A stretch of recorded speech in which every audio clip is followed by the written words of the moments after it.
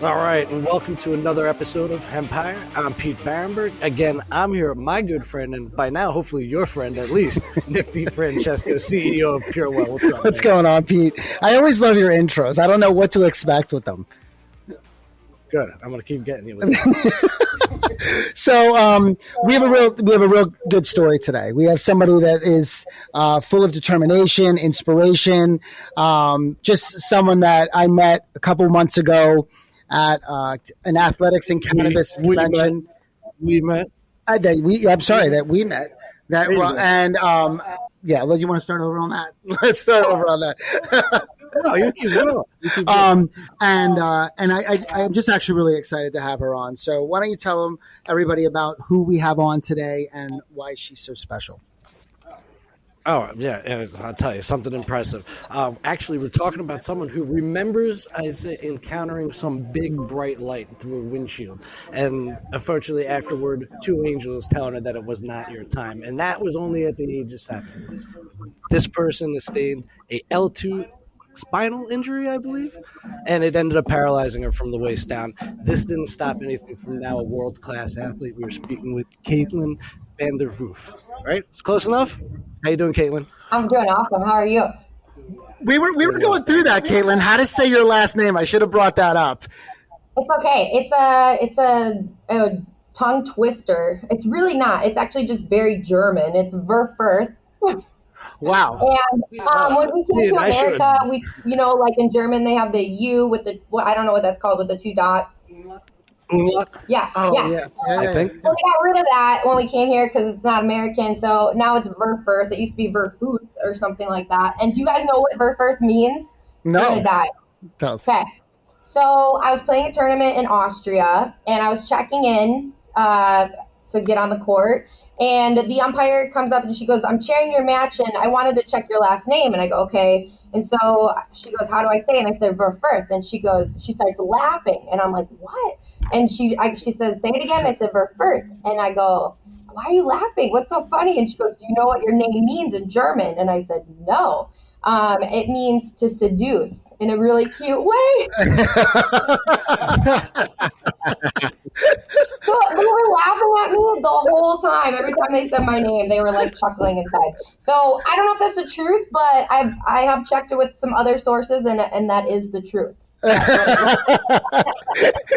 Right? So, and it's I have a German last name too, and I had some German exchange student have to tell me now it wasn't as cool as that, but it's some kind of because it's Bahrenburg, but it's got the H and the U, and I guess we dropped the umlauts at some point too. But we had, I guess, kind of like a governor of land, some point. Yeah. That's about as good as our castle. So maybe there's a castle. I mean, would I rather own a castle or be seductive? I don't know. I'm going to say. What were we going to say? I mean, you can seduce someone with the castle. There's always a castle. I have a castle in my family. Seductive. There's always a castle involved, right? Good point. It's a castle. I'm going to tell you, either one is awesome. So look at that. We got a little German lineage going back, and a little bonding over that. So. Now they know I'm not official, so I can't be. Yeah, right. Yeah.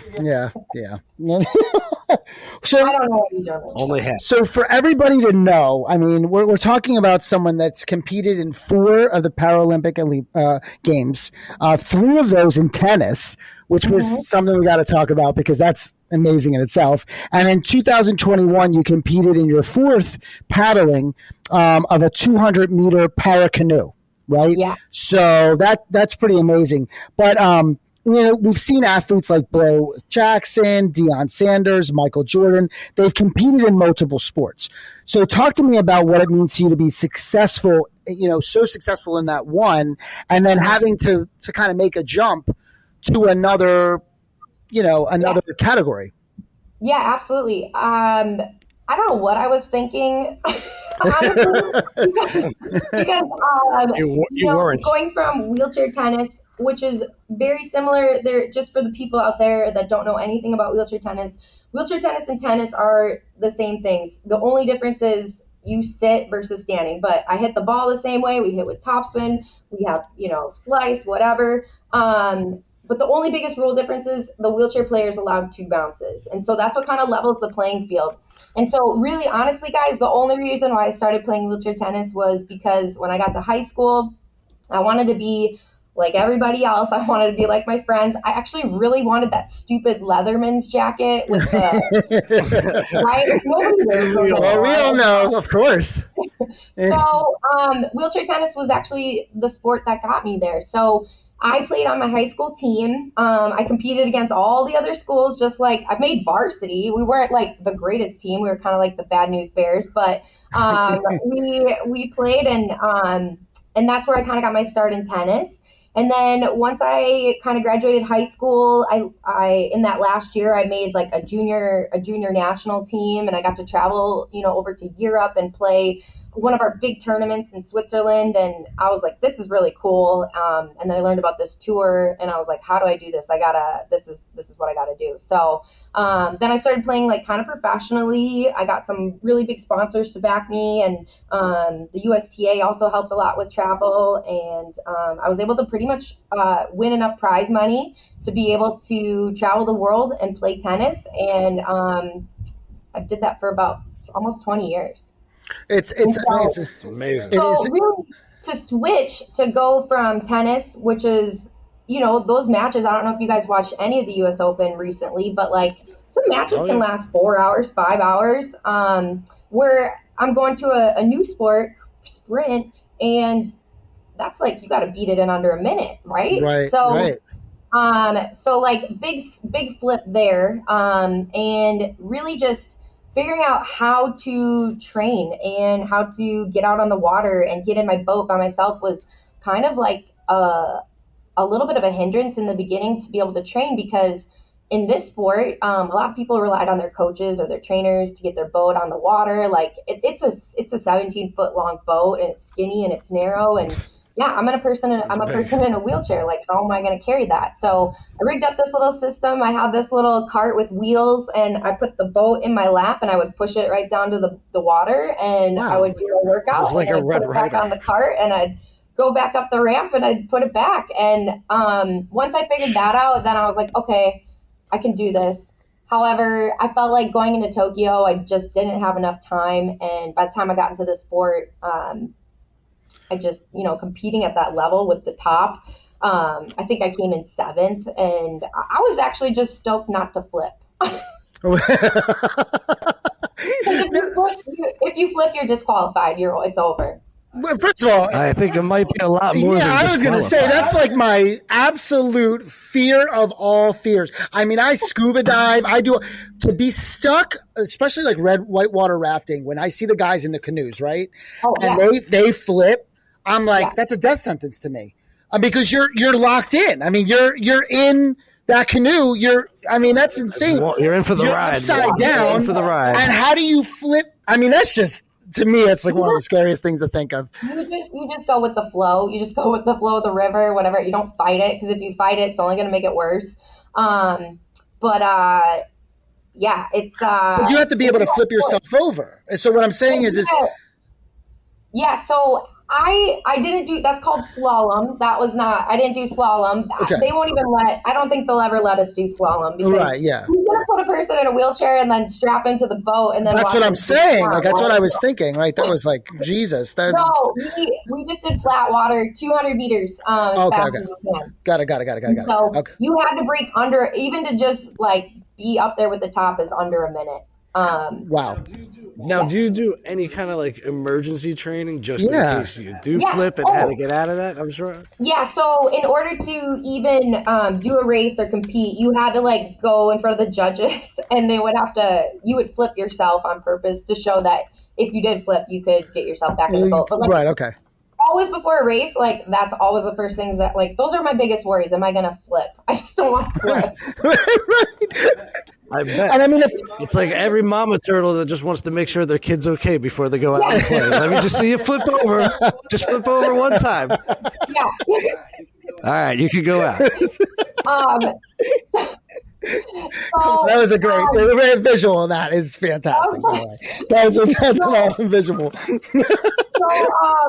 So with that, I love that. So with that, I actually retired from playing wheelchair tennis after the Paralympics in 2016, and I really wanted to give back to the sport because the sport's given me so much. It's taken me around the world, and so in right when I came back, I went and I got my teaching cert, and I taught tennis, and I still teach tennis, and in Flagstaff, right?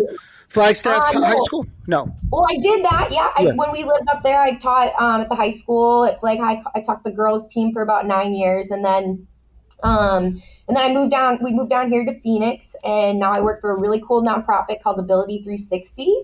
And basically, I work at the Sports and Fitness Center, and basically, we help folks that have maybe had a spinal injury, like a spinal cord injury, a stroke, a traumatic brain injury, anything kind of like that, or maybe people that are on the spectrum or have Down syndrome or something like that. So we help folks get involved in sports and really adaptive sports. So I get the coolest job of being able to put someone in their first sports chair for the first time, to be able to show them what wheelchair basketball is, what wheelchair tennis is.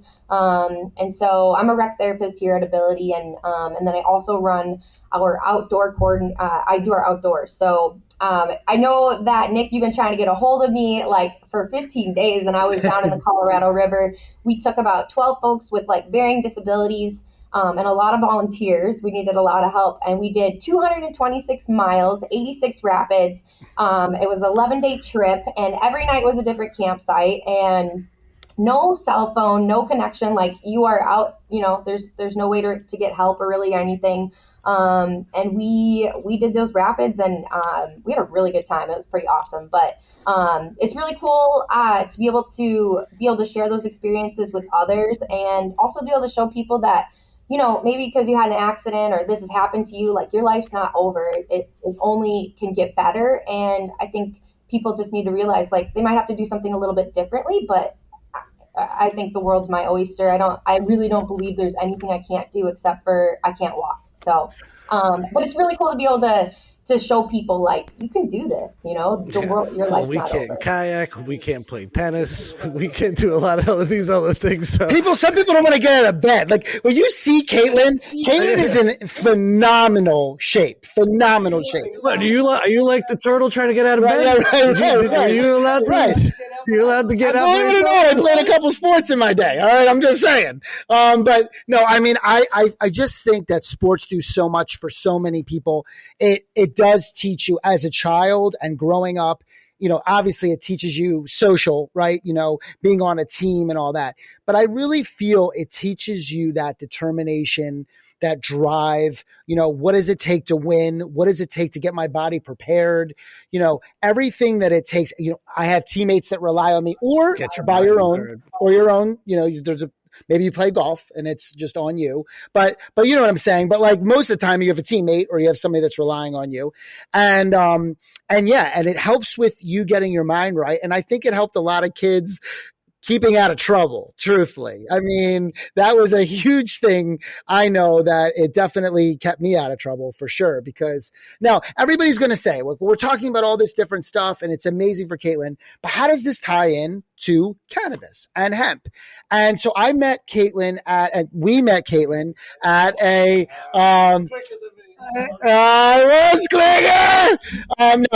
cannabis and athletics convention, and a lot of amazing people. Actually, Kevin was on our show as well. And we met Kaitlyn, and Kaitlyn was telling us a little bit about how she got into cannabis. But tell us, everybody, how did you get into cannabis? Because it was an amazing story on how you transitioned in that first initial introduction. When I said I wanted to retire, I thought I was really going to retire after 2016. I didn't know I was going to go do canoe and kayak. But when I had been taking 7 different medications, and I've been basically taking these meds since I was 7, since I had my car accident. And, I think as I got older, some other little secondary issues would pop up just due to having a spinal cord injury. And so I was after Rio, I went back and I told my husband, I was like, you know what?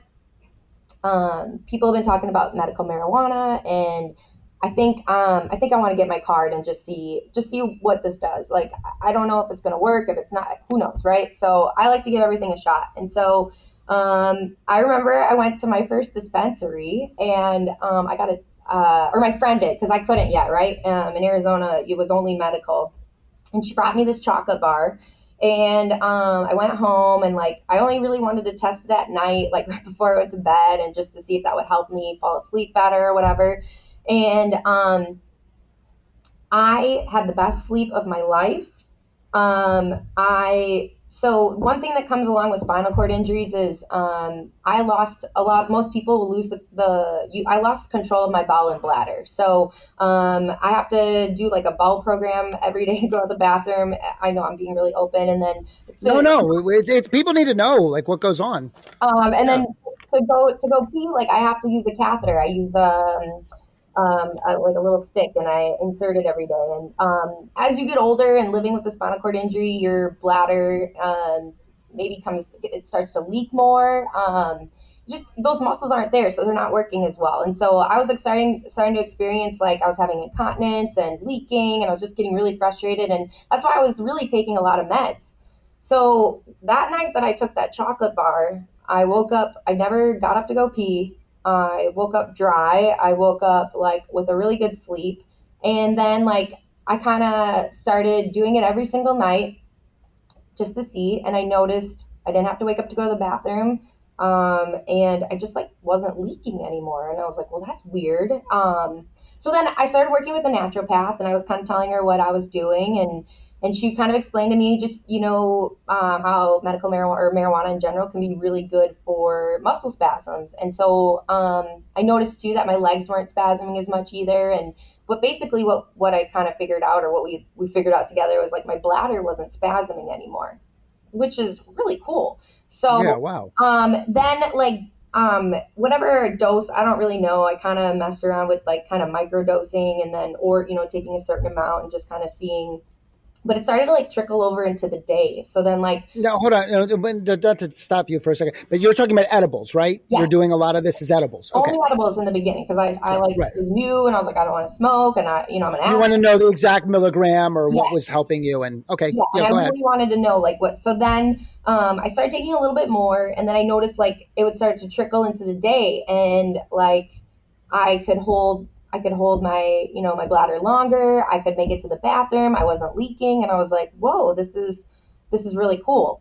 And the medications I was taking like 4 just to stop my bladder from like leaking and spasming and like all this stuff. So like, and I was getting like really bad side effects. Like I had super bad dry mouth, and like my eyes were dry. I had an upset stomach a lot. I was just not really happy. I didn't feel good inside. And so my naturopath and I came up with a plan, and our goal was to get off the medication. So we slowly, over time, still using edibles at this point, we slowly started to like get rid of one med, and then another, and then another. And then I became more open to consuming different ways. And so, I did a lot of research before I really started to smoke, but one of the ways that I like to use is it's like a convection oven. It's like I use just, the herb, and then you just put it in, and I only, cook it at 370. So I know. Yeah, it's a vape. It's a vape. It's okay. It's a convection oven. I'm making muffins. I've got some bread baking in the background.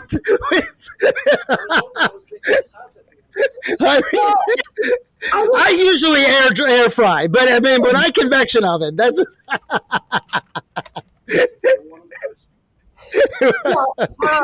Greg would turn it up to like 500 or whatever. I don't know. Right. But no, well, okay, so that's how my friend explained it to me the first time, because it is. It's like a little convection of it. It is. It's just it's a vaporizer. I was like, I'm not smoking. Like I don't want to put this in my lungs. Like I just didn't feel comfortable. So she explained it to me like that, and that made me feel in my head like it's okay. Yeah, no, and she's absolutely right. It's actually one of the best ways to smoke. And when you have a low temperature, it actually releases terpenes and other things at different rates. So when he's turning it up to 500, yeah, that's going to make you feel very heady, and you're going to feel much more of that THC high feeling.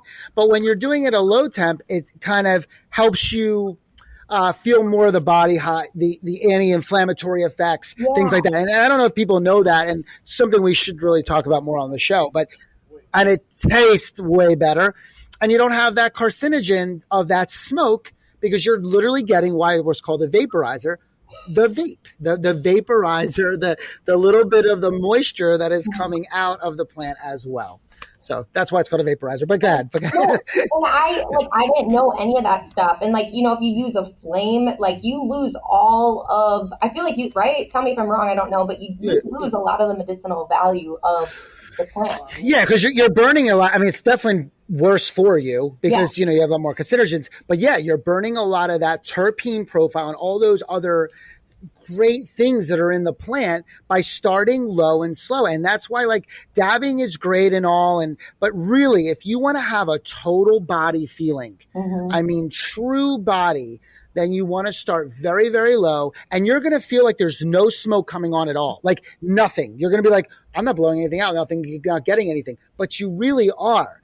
That's true vapor. And then as you start to add that heat to it, you'll start to get those other effects. And you should do that in succession, right? So you start it really low, and then as you continue to in the same session, as you start to heat it up, and then you also conserve your flower as well because you're utilizing everything that it has in it. So I think we started at 100 or 150, and then kind of builds up there. So for me and what my body likes, because I've noticed now I've been using medical marijuana since 2016, and I use it every single night basically, and I've noticed my inflammation's gone down. I don't my joints don't hurt.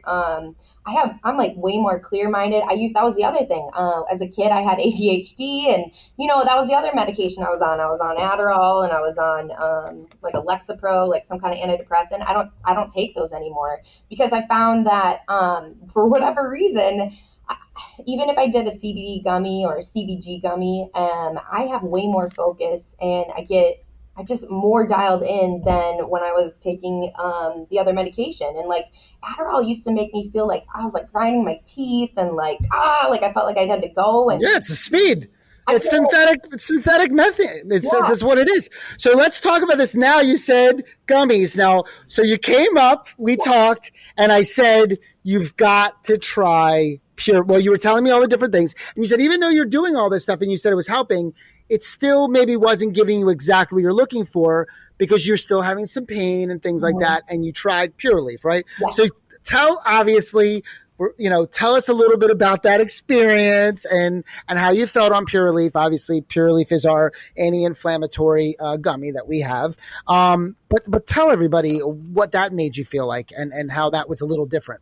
Yeah. So I didn't start taking them until I came back from Florida because I wanted to see. And I took the chance because I was like, I really need to know what this feels like. And I took the chance and I took it in the morning when I woke up because I just wanted to see what it would be like during the day. And it wasn't a day that I was going to work. It was a Sunday, I think. And so I took it, and I think it took maybe 20 minutes to maybe 20, 25, 30 minutes for it to come into full effect. And then all of a sudden, I noticed that the colors got brighter.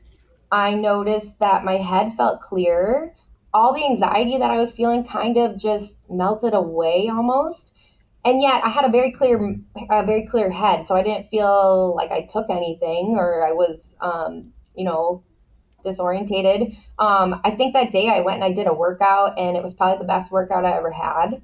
And then I only bought a few, so I was taking one every day, and I noticed each and every day, my body started to just feel better. The inflammation was going down. My low back pain wasn't bothering me anymore. My muscle spasms, they weren't happening. I didn't have to go to the bathroom as much either. And so I felt if I regulated this, maybe one in the morning, one in the evening, I feel like my body could be pain free for the rest of my life, which is pretty exciting.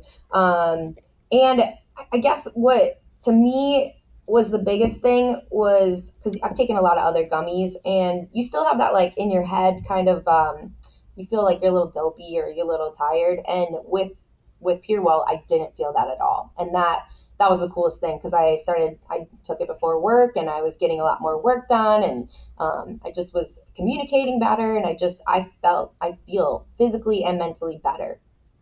I have a feeling that she's not going to have to worry about buying it anytime soon. That's what I think that just solidified that you will not be buying it for a long time, because we are definitely going to be and that is so powerful, right? Because we worked so hard for that. And we try to tell people obviously the quality of the product, but they keep saying every time that, someone's talking like CBD, I've taken it before. Yeah. It doesn't work for me. Or the gummies. And it could be THC, cause you just said you had all this stint with THC, but you really found something that worked. I mean, that took us 3 years to create. There's a lot of different things in that. It's catechin, baclin, boswellia, curcumin. It's got CBG, which you explained. It's got CBC a little bit. It's got full spectrum, and it's got a little bit of THC. But what I mean is that, but under the legal amount, because but all derived from hemp. But what I mean is that it's just a perfect combination. And to hear it from somebody that has been dealing with a lot, I had no idea about what the incontinence and all. I had no idea. I didn't realize. I thought you were just in severe pain, just from, if you've oh, right. No, of course. If you think about it too, most people don't even think about that. They think, right. In a wheelchair, you have pain, physical pain, but first of all, right. It's embarrassing to go out somewhere and then you fucking piss your pants and you're like, God, now I have to go home and start all over again or whatever. But it's definitely part of my life. It's part of anybody's life that has a spinal cord injury, that loses that function. And, to be able to know that, hey, this could help substantially and maybe change my life, then like I said, I've already shared this product with a couple other people, and I've gotten a little feedback, and people have one gentleman told me this really helped with his neuropathic pain, which I don't struggle from a lot, but neuropathic pain, if you don't know, it just it's burning, it's tingling, it's in your limbs that, that used to work that don't work anymore. And or it's this horrible itch that you just can never scratch and it just will never go away. And so when, somebody like my friend Mike told me that, I was like, okay, that's cool. This is good, because he's taking meds and he's like, I don't want to take pains. I don't want to take these painkillers anymore. It's killing my stomach. It's killing my liver, my kidneys. Everything has to work so much harder to process all that shit. Could you have said it any better? Honestly, we try to tell people this, and you've got to learn and understand people, get educated. It's not just, why are people using cannabis? It's not to get high all the time. There's a lot of other benefits, but the fact is that these other things that you're not taking, they're not related to cannabis, like NSAIDs, Advil, Tylenol. You just heard, Kaitlyn. Your body is working so much harder. The side effects that come with it. Think of an alternative, a natural alternative you could be taking that wouldn't have any of those side effects. There's so many people die of NSAID-related deaths every year, which are just ulcerations of the stomach. Oh, I have a stomach ulcer. Well, what, so just really quick, so we have quad rugby guys, so quad is they have limited hands, so they play the sport. And so I know when I was going to I remember going to Paralympics and I was hanging out with them, and they were just popping ibuprofens. I'm like, why do you guys pop so much ibuprofen? And he goes, one guy, they both go to me, well, it helps us, it doesn't make our bladder spasm, it takes away that kind of what I was saying about what it did for me. And I was like, really? Yeah. And they're like, yeah. And now this guy lost his kidney. This is 20 years ago. And this guy that told me this, he was popping all these ibuprofens, is now down a kidney. Imagine if he was, taking PurWell or, taking a gummy. It could have been a different story. Right. No, I mean, but this is what people need. Because I think you said it too. You don't think like, we don't. Not being like, I don't really understand. Like, you can empathize with somebody, but you can't truly understand the shoes that they fill or they walk in, right? That's what they say. But the truth is I had no idea about that other part of it. Yeah. We don't think about these things, but everybody has their story, right? Like, there's all these different things that people are dealing with. Could be mental health, could be physical health, could be things every single day. And there's so many uses for cannabis in so many ways. So, but that is interesting. And one thing, you're talking about, rugby. Kaitlyn, we were together with Pete, and she started telling us about. Well, first of all, let's go back to this really back for the tennis. Wheelchair tennis. I mean, everybody knows how hard tennis is by itself. I mean, the moving around, the endurance, everything. So, and think about it. You're in a wheelchair, right? So you have your two hands that you're using. You have a racket, always right? But I asked her, she goes, no, it's actually always in my hand. And so that's amazing. Now the wheels are slanted. Yep. So that does help a little bit, but you're still using, you're still in a wheelchair. I mean, this is not. So Kaitlyn goes, oh, you think that's crazy? I'm going to show you crazy. There's wheelchair football. And I was like, I got to see this. Yeah. And Kaitlyn, you got to explain this to the people. Can you, it's crazy. So at where I work, Ability 360, we started a wheelchair football team, and there's a whole wheelchair football league, and they're all sponsored by the NFL team. So like our team is Arizona Cardinals, obviously, right? There's Green Bay Packers, there's the Buccaneers. I mean, there's a bunch of them. So that's really cool. That's cool in itself, though. That's just the fact that they support that and everything. I mean, that's pretty cool. In general, they're really trying to grow it. The cool thing about this year is the Super Bowl is going to be here in Arizona, so we're going to be able to do some exhibitions right here in the state, and our team will be number one. But there we go. These guys, I believe it's really two touch, but it's not two touch. These guys push each other down. They tackle each other. Like, people got busted elbows big like this. They're jumping out of their wheelchair. She sends us a video. We're watching this video. This guy jumps out of his wheelchair to tackle a guy. Like, it is crazy. Like, it's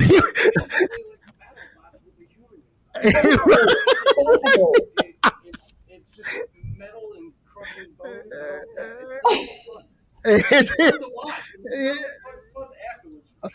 No, he's the best person in the building. Right, exactly. And now she's saying rugby, and you know how crazy rugby is. So, and that's even because at least with football, you're holding the ball or you're throwing or catching it. Rugby, you're running, but only a certain amount. Then you have to either bounce it, kick it, like how rugby played, and then the way they play with how they stack everybody together and block. I mean, I'm just saying, this is just amazing. Awesome. People out there, if you're listening, you need to Google wheelchair football and you need to Google wheelchair rugby. And then you also just really need to Google wheelchair tennis because it's kind of insane and it's really hard to explain. I always tell people just Google it because it's hard to explain, like how it manipulates and how the chair works. And it's awesome. But to us, like us wheelchair athletes, like it's just second nature. But if you're not in a chair and you're on the outside, you're like, holy shit, like how do they do that? How do they move the chair and get there and catch the ball? And like, it's insane.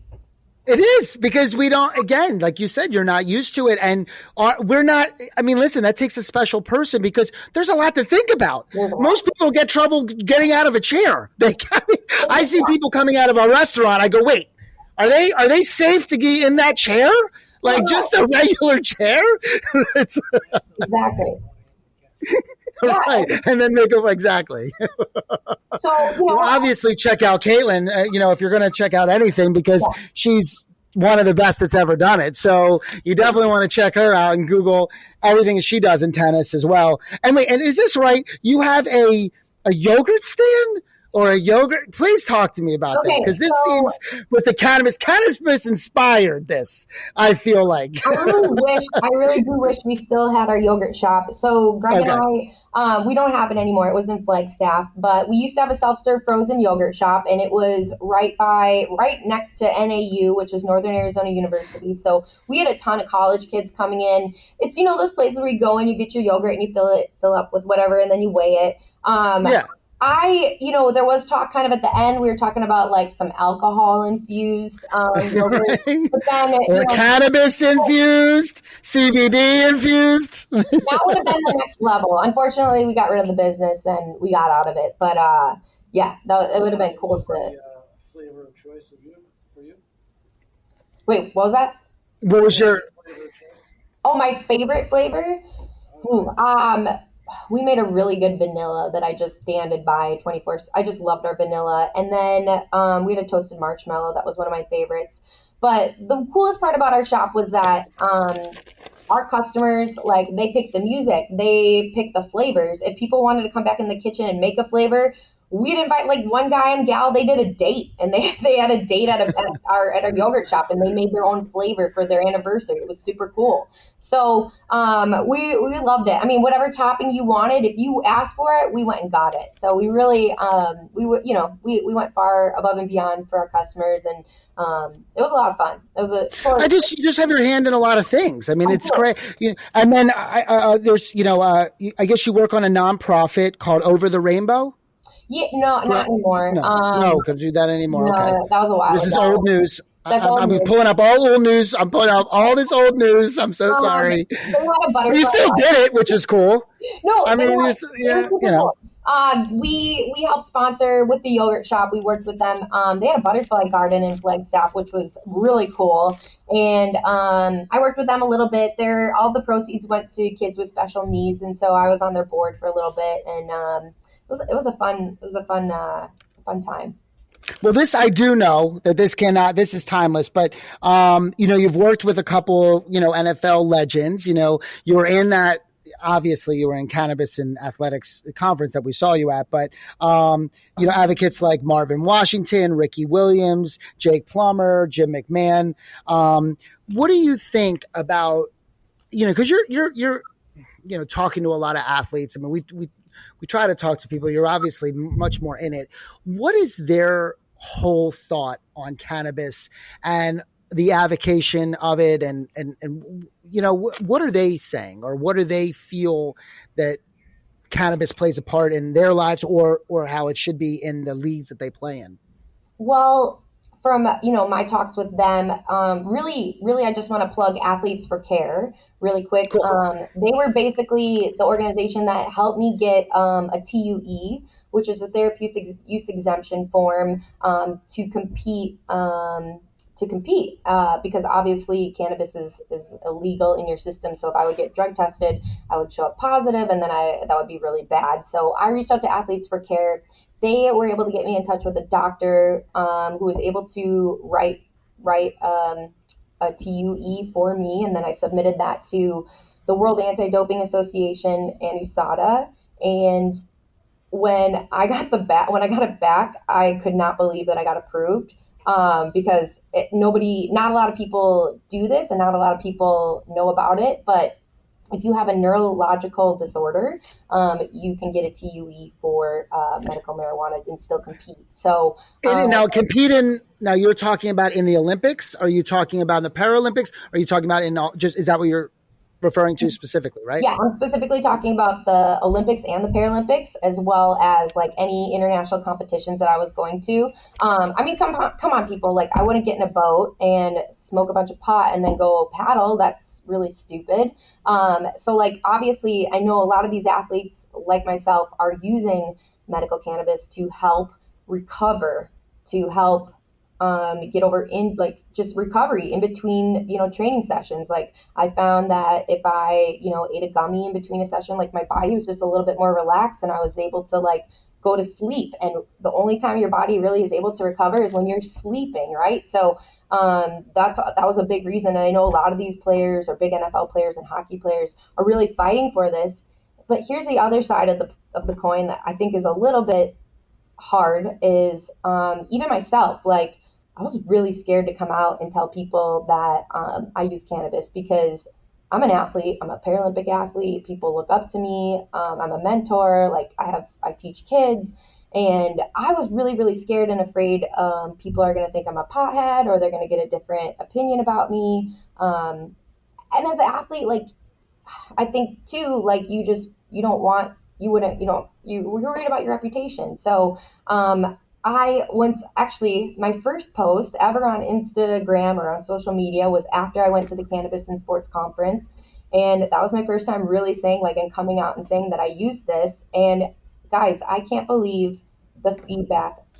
So many other people, so many other athletes reached out to me, like DM me personally, like, hey, how do I get a TUE? I can't believe this is allowed. Nobody told me this. Like, I've been wanting to do this for so long, but I just wanted to stay in my sport and I was going to wait till I was done. And I was like, you don't have to. Like, it's out there. You can get a TUE for your condition and you can use cannabis. And I just was so taken aback that how many people actually supported it versus nobody even said anything negative. I'm going to be honest with you. I am so glad that we brought this up, that you brought this up, because this is huge of what we were talking about. When I heard this at that convention, I was like, that is amazing. But people need to know about this. And that's so amazing that, you're talking about athletes hitting you up and everything, that they don't even know this is available.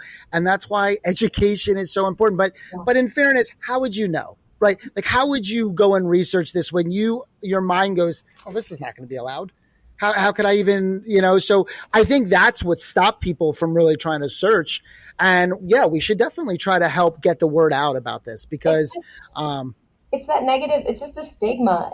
We need to change the way people think. And like, actually kind of leaving and rolling away from the conference, like we use some new terms like, elevated, or what was this other one? I can't remember we said, but like being elevated or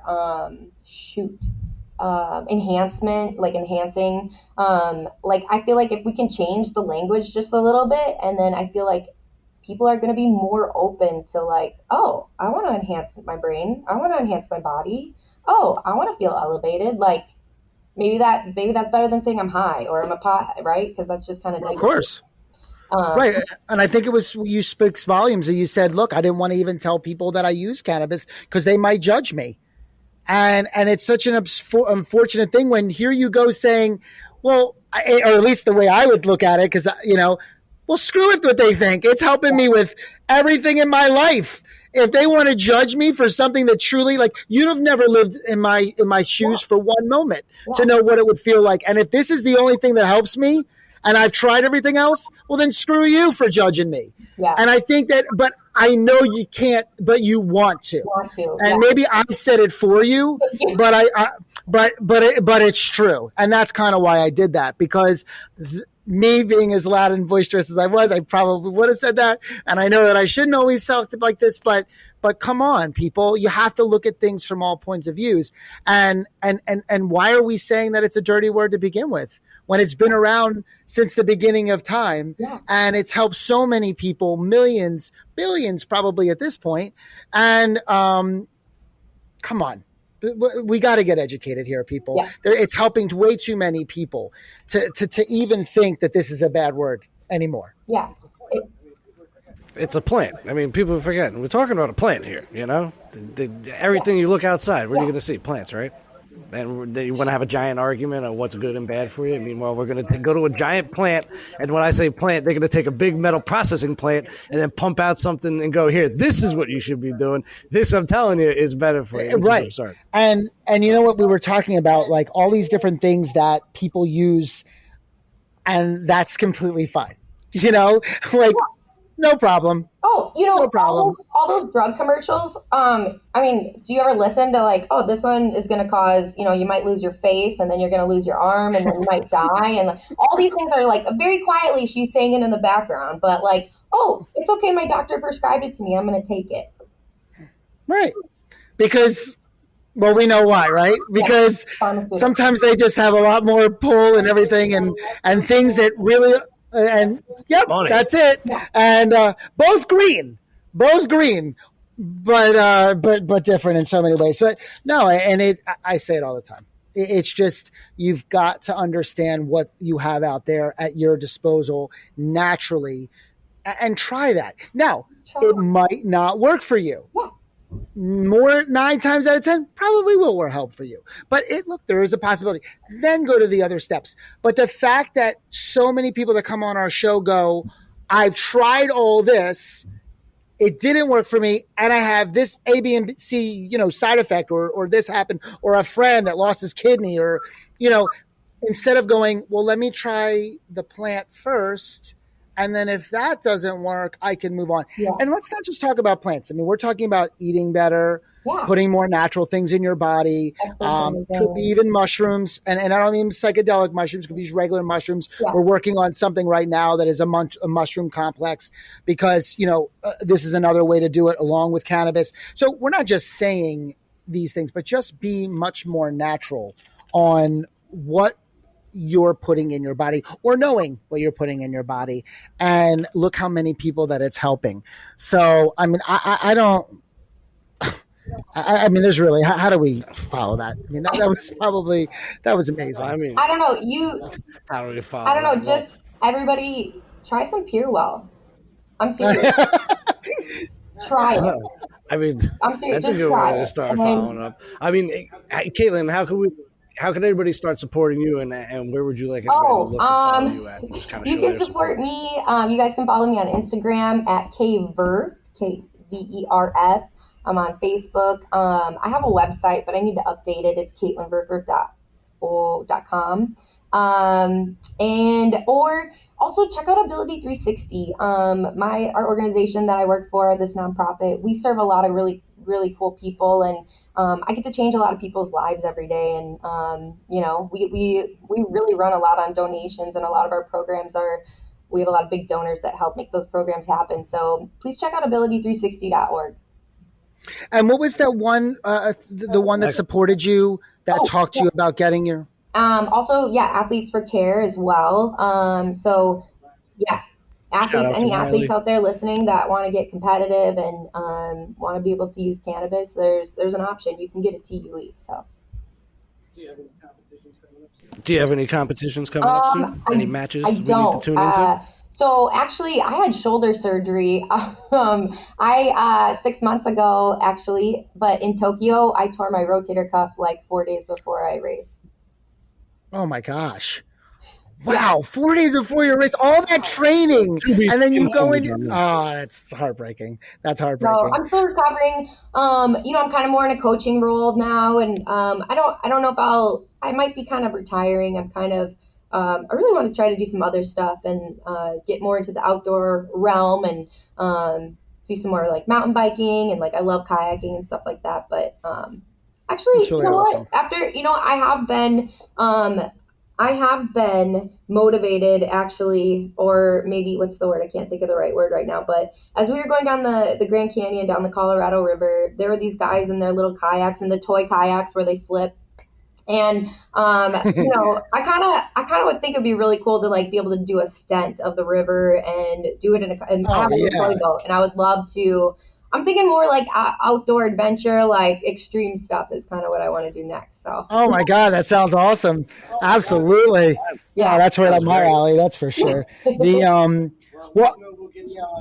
at least we'll get you in that recovery. And I liked her. It's a good telling everybody to use PurWell. I mean, I love that. No, and honestly, I didn't even tell you this, but like when I was taking the PurWell, the gummies, that really helped with my shoulder pain. I also felt like I had way more range of motion, and I wasn't like stretching it as far back. Maybe just because everything was loose, but like really helped with my shoulder a lot. And I got to try some topicals. Yeah, absolutely. Anybody else could try that at PurWell.com. That's PurWell.com. And you can use the code Hempire for 20% off. That's HEMPIRE. So I want to thank you again, Kaitlyn. Everybody go ahead and support her on Instagram. And, follow us on Spotify, iTunes, Apple, Cannabis Radio, and anywhere else you get your podcast and listen to. Share, like, subscribe. We appreciate your time. And in between that and the next episode, get educated. I like that. Thank you, everybody.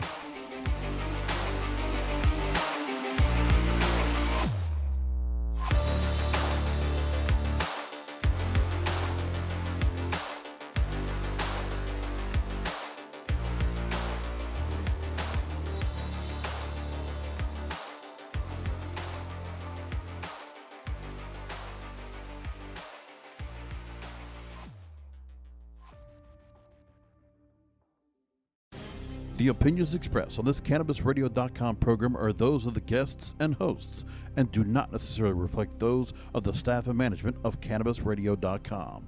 Any rebroadcast, republication, or retransmission of this program without proper consent is prohibited.